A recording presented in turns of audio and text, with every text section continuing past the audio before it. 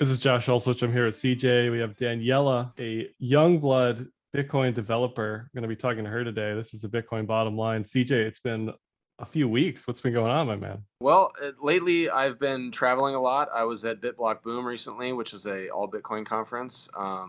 It was a fantastic Bitcoin only, Bitcoin maximalist get together. A lot of people were excited about eating brisket, talking about what's going on in development stuff.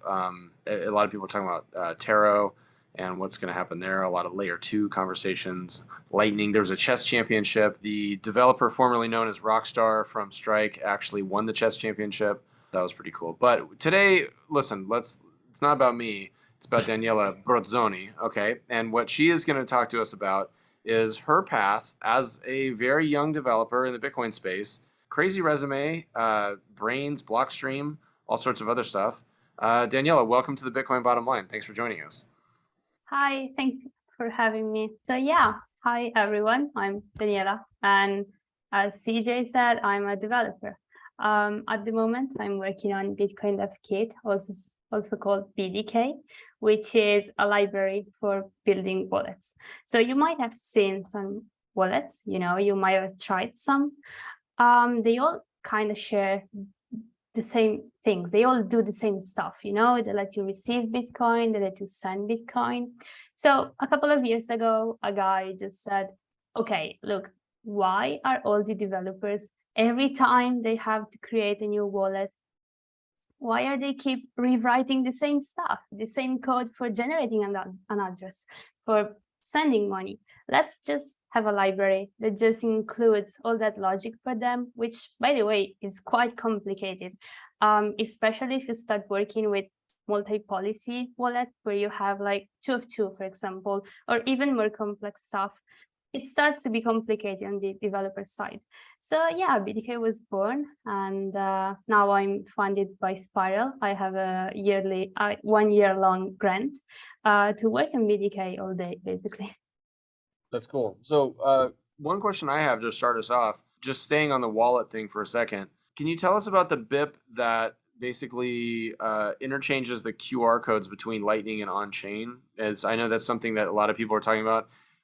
There's basically some people that want to be able to have one QR code generated, and then the software, the hot wallet would then recognize that when sending it. But I mean, like everything we do in Bitcoin has a cost, not just a solution, right? So how do you personally weigh the ease of use versus the security or, the specificity of address changes and stuff like that?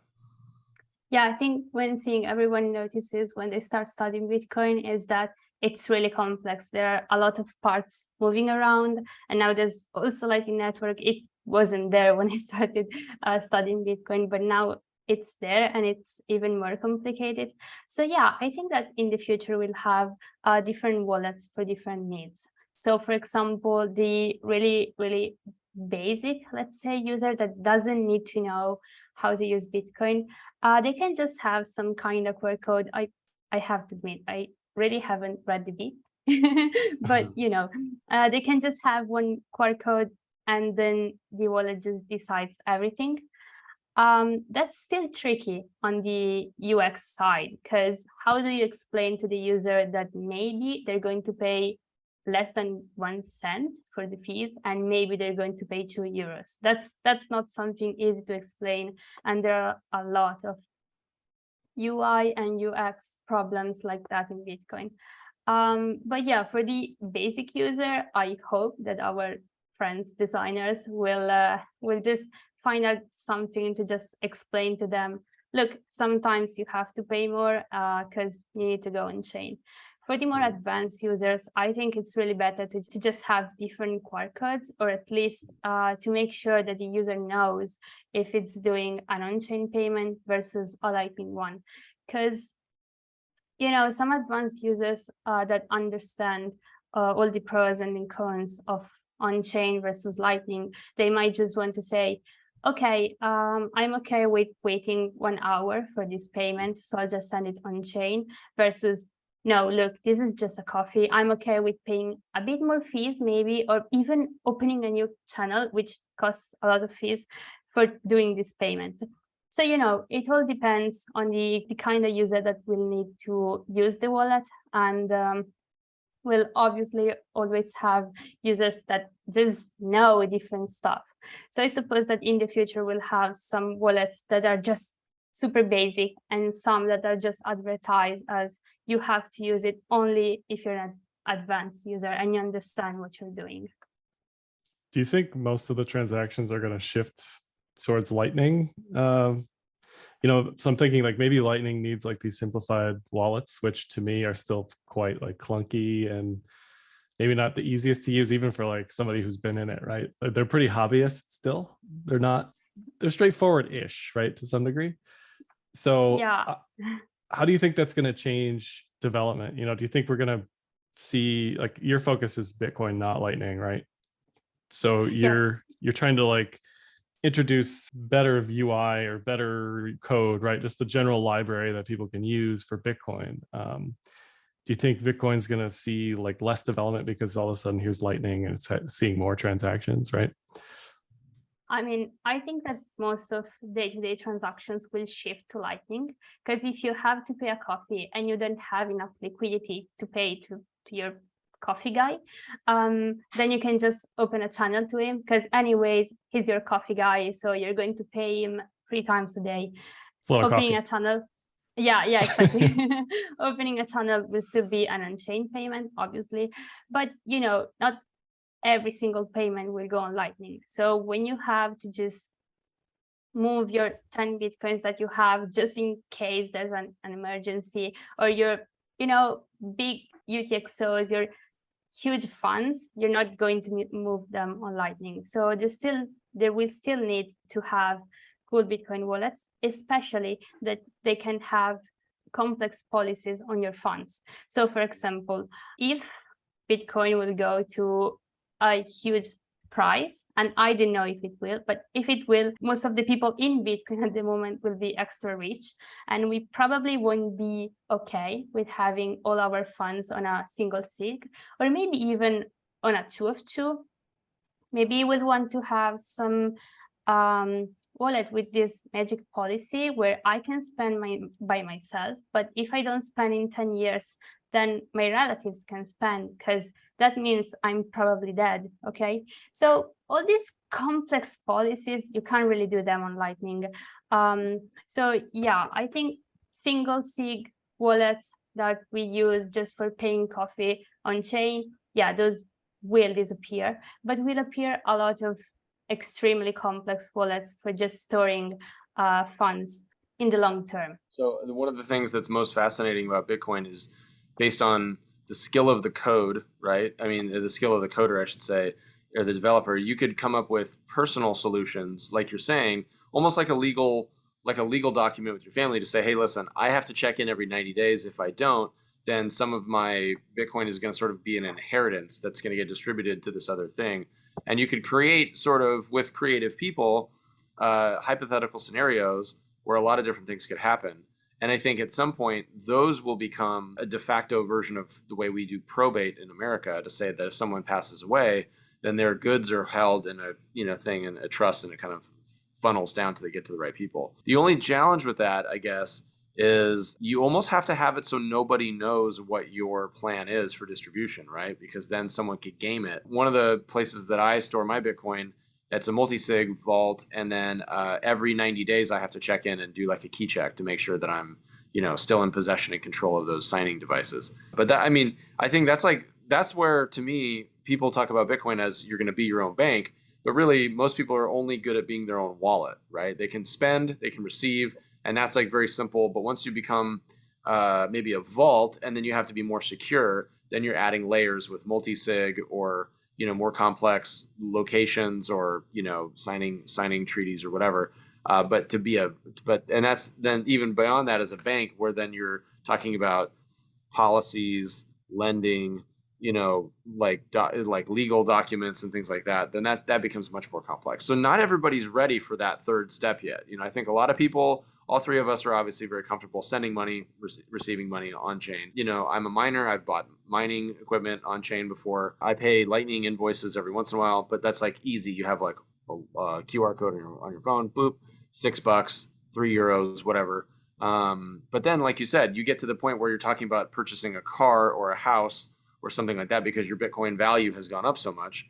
Then it becomes a lot more risky to have that on a hot wallet that someone knows that you have that, because I think we're still a ways away from that eventuality. But that's what's super exciting, is that there's people like yourself that are working to protect the wealth of all of us that are, Bitcoiners across the world, and then hopefully making it easier. So I guess Spiral, really, to transition, Spiral is they're a big company, right? And you're working with them. They want to onboard a lot of people, right? So is part of their directive to say, hey, for you to win this grant or win this sponsorship or whatever, we want you working to make it easier for more people to use Bitcoin? Or how does that process work? If you could take us through that a little bit. So Spiral gives different types of grants.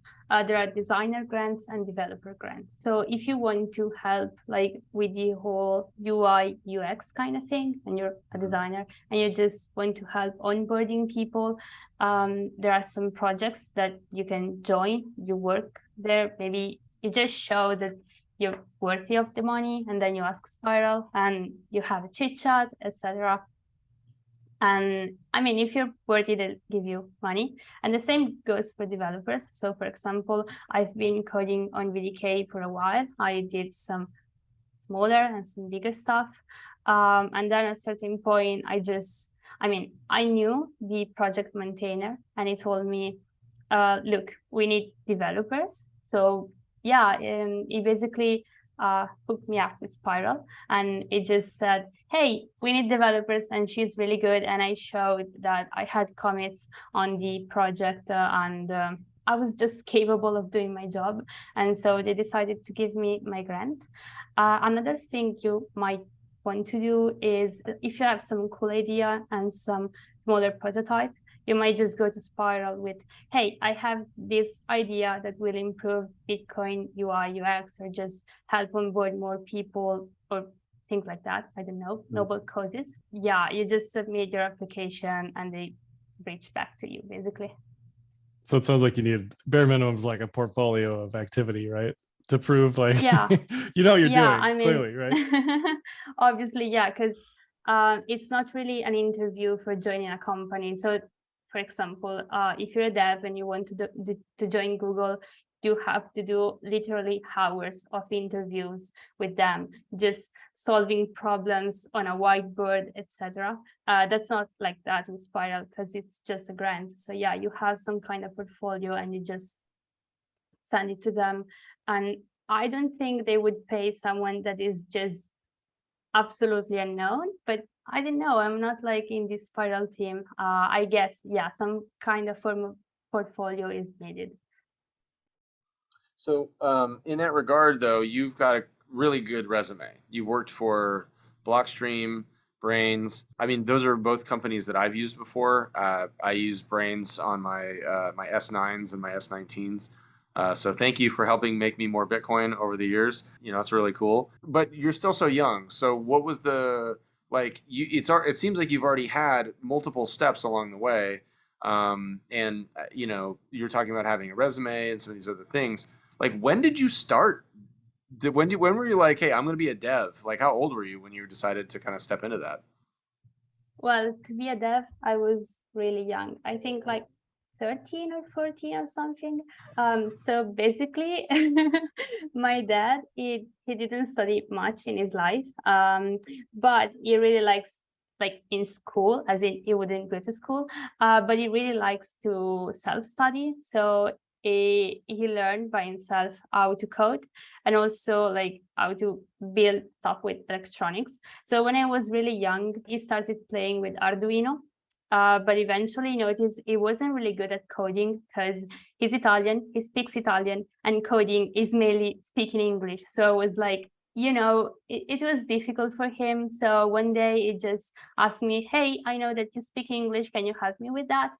And I had really fun coding with him. At the time I was like 13 or something. And then, yeah, he was like you should really be a dev when you grow up.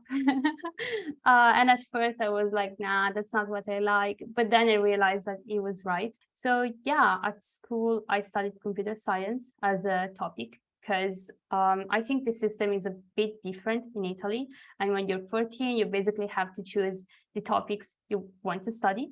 So I just picked computer science and some mathematics. When I finished school, when I was 19, I already knew a bit about Bitcoin. So I've asked a friend of mine that was already working in Blockstream, and I was like, hey, do you know, any places that might just give me an internship? And he was like, oh, sure, there's Blockstream. And yeah, that's how I first joined Blockstream.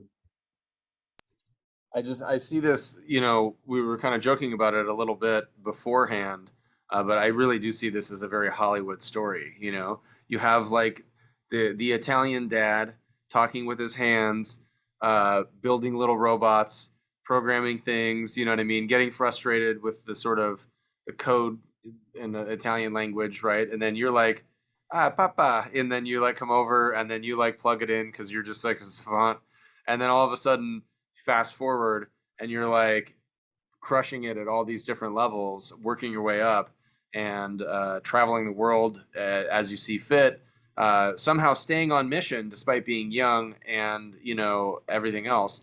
So I guess that's the thing. Like, I feel like Bitcoin is one of the most important things I do. I get to talk to a lot of people about it. I talk about political advocacy because I feel like there's a lot of places, especially in Europe right now, that they're trying to limit people using Bitcoin because they're coming up with crazy stories about, you know, electricity use and stuff like that. Ironically, literally, some of the stuff that you worked on was helping us use less electricity to mine more Bitcoin, you know, with brains, which is great. But how do you, as a young person, stay on mission? I mean, I'm a grown up and I got kids, so like I know I have to do something. But is it really a purpose thing for you? Is it curiosity? Is it? I mean, you're literally like turning the wheels in a way in your own small decentralized way of like this massive worldwide revolution in money. Does that impact you sometimes? Is it like too big, or is that awesome and that's what you're here for? Well, I'd say at first it was 100% curiosity because when I first learned about Bitcoin, I didn't understand all the economic and politics implication. I was just like, this is cool. This is math stuff. This is computer science. This is applied math. I don't know. And it just works in real life. So I'd say at first it was pure curiosity, as in I want to know more. Now I understand a little bit more about politics and about economy, just a little bit. And yeah, there's definitely, right now I definitely feel like I'm helping this revolution. I'm a part of this. I know I'm not like one of the big leaders of the revolution. I'm just a small dev, let's say, I'm just working on some stuff and I'm hoping to help the whole thing just go through. So yeah, I'd say now there's still a lot of curiosity because Bitcoin is one of those topics that there's just so much about it. So if you start looking into the computer science kind of thing, the maths kind of side, there's just so much stuff. And every time you learn something new, you notice you can go even deeper. So, I'm still super curious about Bitcoin, but also, yeah, I feel like I'm really helping this revolution. I don't want you to lose your curiosity because I think what you're saying is so cool and so powerful for anybody listening that you dig into it, you feel at home there, and then you are contributing, right? Those are all really like great things. I think sometimes what happens with a lot of young people is they don't have a goal, right? They don't have a big thing that they're working on. And so they get kind of complacent and they just sort of repeat the process and just kind of live their life kind of left, right, left, right. And then they go to sleep and that's it. But people that have a purpose like yourself, you have so much more potential and you can impact. I mean, literally, your work could theoretically impact 1 billion people, right? So no pressure. No pressure. No pressure at all. But I would say that like I'm really psyched for you. But what I would say is even if you become a awesome big time big story developer person, right? You don't want to let that out there too much because then, you know, just like then you start dancing then you become a target at that point. So what I would encourage you to do is, as you accumulate more Bitcoin, as you become more known in the space, definitely have like plans for how to sort of obfuscate your money and like just, you know, like become like figure out a way to how to sort of fade certain aspects of your personality or your, I would say, process, so that no one targets you because you're, you know, potentially a big deal. I mean, this is so cool because like I got my I have a daughter. She's 6.5. She sees me, you know, like watching mempool and all this other stuff, and we talk about Bitcoin. I explain Bitcoin transactions to her using the wood block game Jenga, and explain that basically the transactions come through and they sort of add up, and then eventually there's a sort of magic transaction. That's how I explained it. And then the block is finished, and then it moves on, and then a new block is built on top of that. And so she, in a way, is starting to get whatever a 6-year-old can get out of Bitcoin.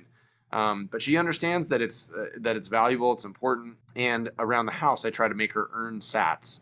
So I have like a little wallet for her, and I send sats to that wallet when she's nice, and you know, things like that. So I don't know. I guess it's just like it's really neat to see I guess the grown up version of that, you know, which is you working for these awesome companies that I would think are very competitive and a lot of big time people want to work for.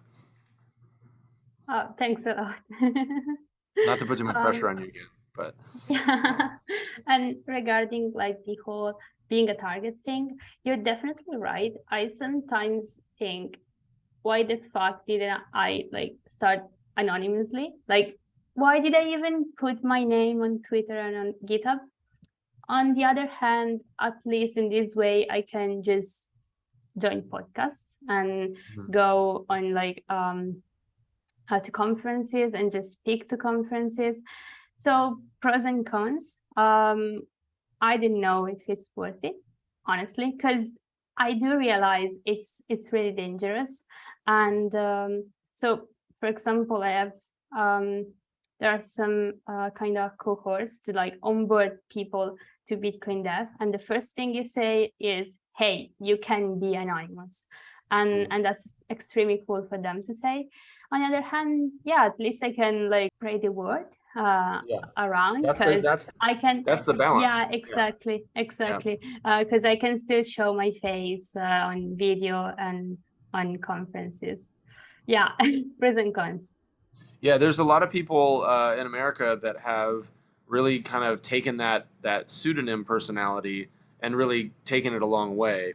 And there's other people like Gigi in Europe, who literally, he will do podcasts but wearing like a green like suit, so you can't see him at all. You have no idea what he looks like. And I think it's kind of funny. Then there's other people like me that, because I played sports before I became a Bitcoin person, it was like too late. I'm already somebody. So I look at it like it gives me an opportunity to stand in the light and like the guy with the cardboard sign and say, hey, listen, Bitcoin's legit. You should get some, you know, should get into it, and be a Bitcoin evangelist or an advocate.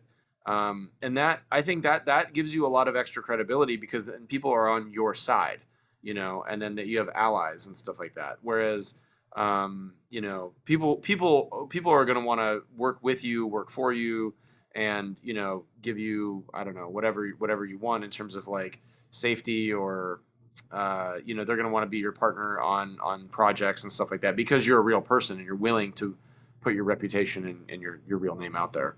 So that is, but it is tough, because you look at those people and you think sometimes, oh, they have it so easy because no one knows who they are. But then imagine living that weird lie every day to say like, oh yeah, I just play video games in my basement. I don't like, and nobody knows what you do. Like you're in the CIA. That'd be very hard. I don't think I could do that. Josh, what about you? What's your take on that?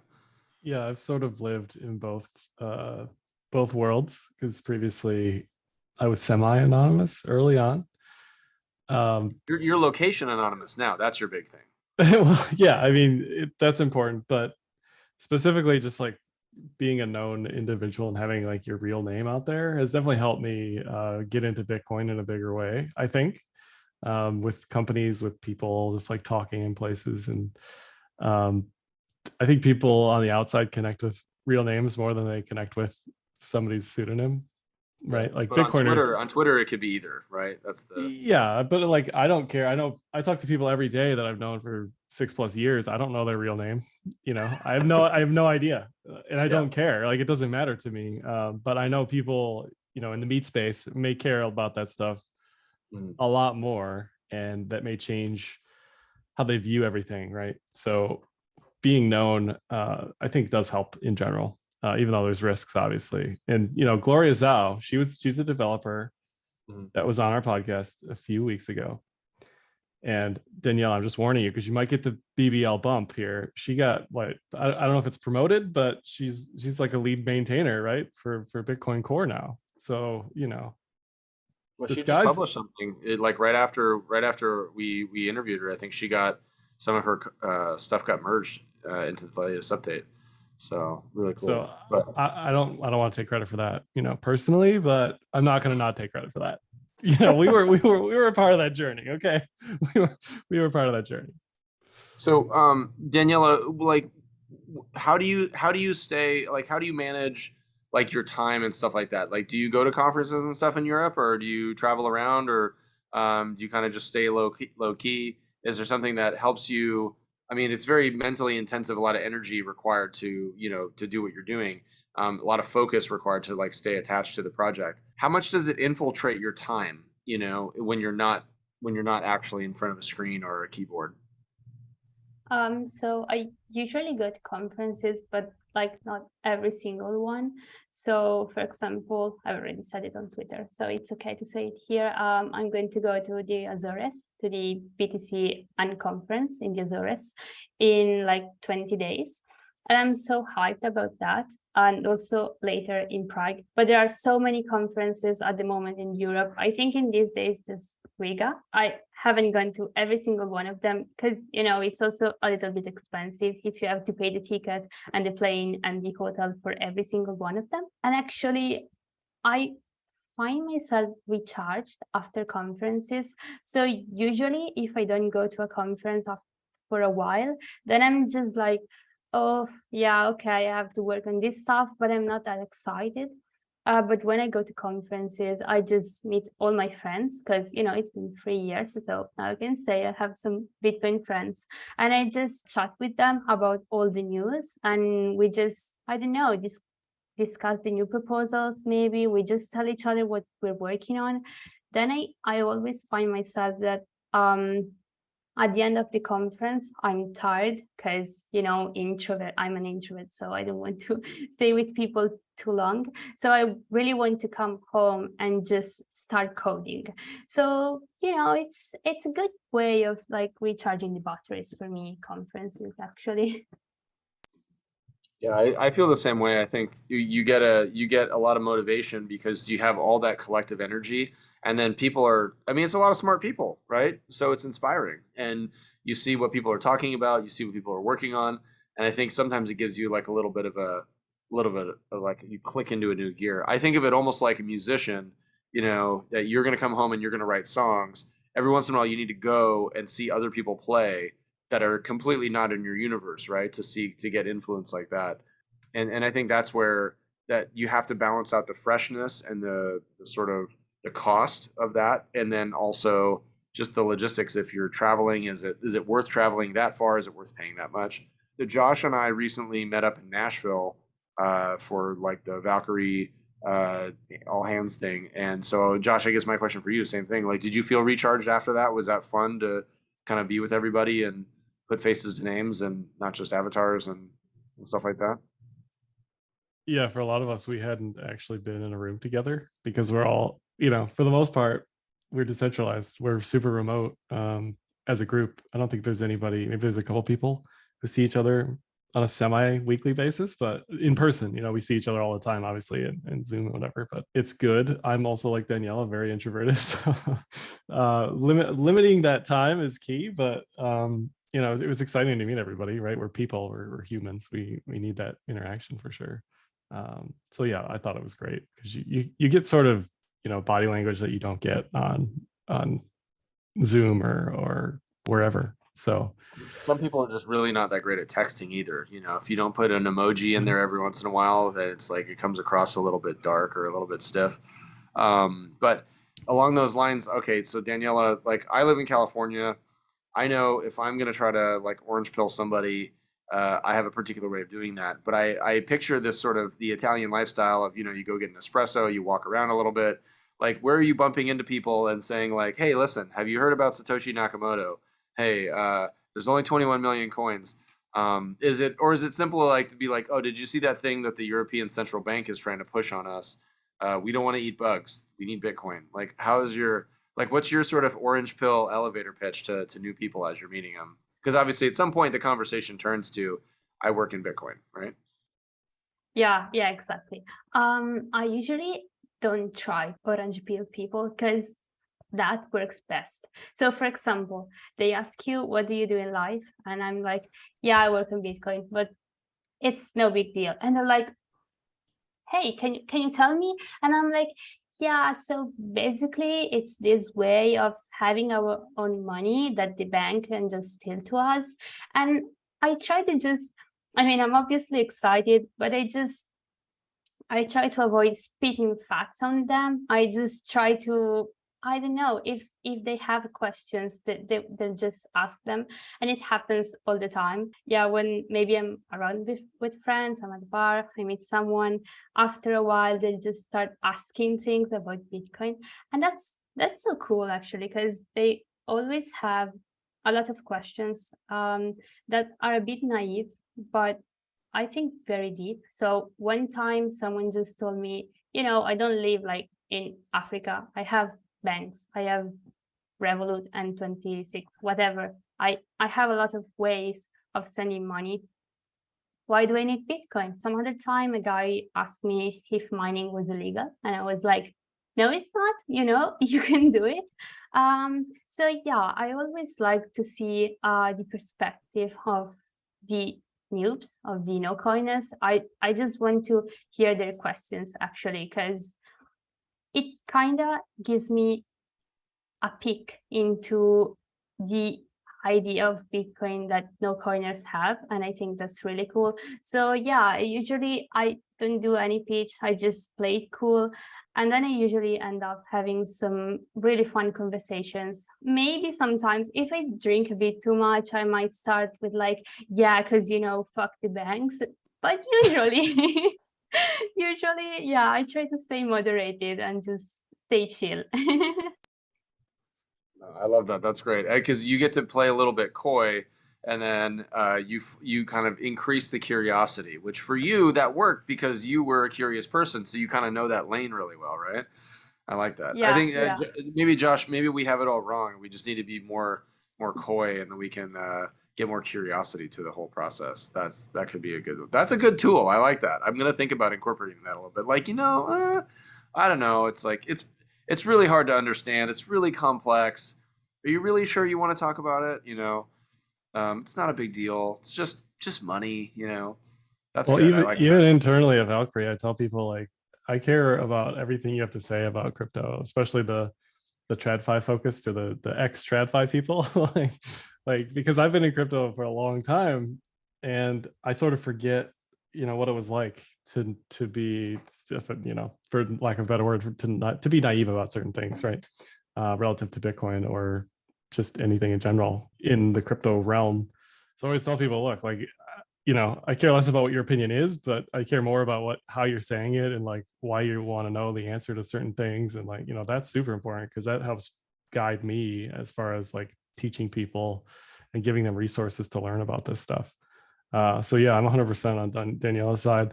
I don't come out and tell people anything anymore. I just, people are very curious, right? Because they've only heard the headlines, which are sometimes not great, historically, or they talk about price a lot. So it opens up from their end, right? They can lead the conversation rather than me like talking down to them about what I think Bitcoin's going to do for the world. Yeah, I had a guy text me today, and he's another podcaster, but in the car world, and he goes, "Hey, I'm seeing Bitcoin's dipping a little bit. What should I do?" I'm like, "Listen, man, it's like a savings account. If you can afford to buy $10, $20 worth, all that stuff, then just hang on to it. Like, worst case scenario, you've got money that's on a different wallet than your regular wallet, or it's a different type of bank, right?" And he goes, "Well, I was thinking about buying this other thing." And I was like, "Whoa, hang on, let's back up a second, okay, why are you doing that? Are you an active trader? Are you really like playing the market, or are you just buying and holding? I said, I'm buying and holding. I said, then just buy Bitcoin, dude. Like, why make it complicated? You have a regular job. Like, don't try to turn yourself into a hedge fund all of a sudden, you know? And he's, oh yeah, that's actually, no, you're right. And I was like, no, trust me, I've been there. So I think that helps too. And sometimes I think the first thing people want to talk about is price, because it is a number and people can understand, because it's a scoreboard effectively. But I think Bitcoin's really like an octopus. You know, you're like, oh, I got this thing, and you like grab onto it, and then 7 other arms grab onto you. And that's where you're like, oh, computer science is cool. Like, whoa, look at what we can code. We can build something. And then all of a sudden it's like money, and you're like, oh man, money's got me. And then it's like government, and you're like, oh man, oh wait, and then it's like freedom of speech. Oh man, and like anti-communism. And then all of a sudden you're like surrounded by this, 8-legged freak. But in that process, in that warm, loving embrace that Bitcoin gives us, eventually, once we sort of give into the knowledge, it's really fascinating. The more people I meet in Bitcoin, the more I like Bitcoin, and the more I realize that I need to learn more. I'm kind of like your dad was, Daniela, where I love reading books on my own and teaching myself things. And I like look at a problem and I'm like, I wonder if I could just do that myself. But still, to me, I have not ventured into the deep end of the pool with coding, despite having a lot of friends that are devs and stuff. It's still intimidating enough. And I know that it's maybe not for me as a 40-year-old to try that just yet. So what I need to do is I need to succeed more, so I can help by, helping sponsor some of you beautiful people that are out there making Bitcoin more accessible to the world with grants and stuff like that. So I'm impressed. I'm super excited for what you're doing. I'm excited that you took the time to talk to us. I don't know. I mean, Josh, do you have any more questions for our guest today? She just kind of blew my mind. Just thanks for stopping by, and we need many more people like her in Bitcoin for sure. Just young, hungry folk who just want to contribute, right? Daniela, where should people follow you, or do you want not in a creepy way, but where should people get updates on your work in Bitcoin? Well, mainly GitHub, because that's where devs push their code. No, I'm joking. No one stalks people on GitHub, as long as I know. Mostly Twitter, I'd say. So my username is Daniela Brozzoni, and I know it's super difficult for you to write or to pronounce. I was thinking of changing it and going half anonymous by removing my surname, and maybe I should, because it's really tough. But yeah, maybe Twitter. And then if you have more questions, I'm available on Discord. So I'm in the BDK Discord, and I usually also help onboarding some people that want to contribute. So if you're looking into contributing to BDK, definitely join our Discord and maybe send me a direct message. You'll find me somehow, I guess. Oh yeah, just my email. I think it's all on my website, which is like don't put your email out there publicly if you don't have to. You don't want to get spammed by a bunch of my followers and creeps, from Josh. Okay. So I'll remove my email as soon as this call will finish. It's just Twitter. No, it'll be fine.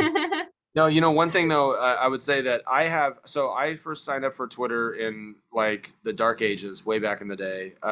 And I never changed my name, and I do honestly feel like my Twitter name is kind of stupid, and I wish it was maybe more concise. So if you are going to change it, I would say that you've got a D, a B, an R, a couple Z's. Like you could kind of be like you could come up with like a brand name, and then you could put like a plus in there or something like that because you're a dev. So like you could be Dbreeze Dev or something like that. I mean, there's a lot of different ways to do it.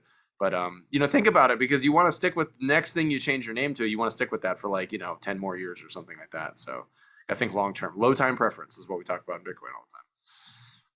Yeah, you're right. Okay, I might consider that because it's really cool. So thank you for the idea. You have the coolest letters already. You got the Z. Like nobody has Z's in their name. Like Josh has 2 Z's in his name, right? So yeah, I would be going by Z's if I had them in my name for sure. X's and Z's, that's what I like. They're the prettiest letters. So all right, well, Josh, thank you for the intro today. Daniela, thank you so much for your time. We'll be following you on Twitter and GitHub. hoping to help support you by shining light on the work that you're doing in Bitcoin. As always, this is not financial advice.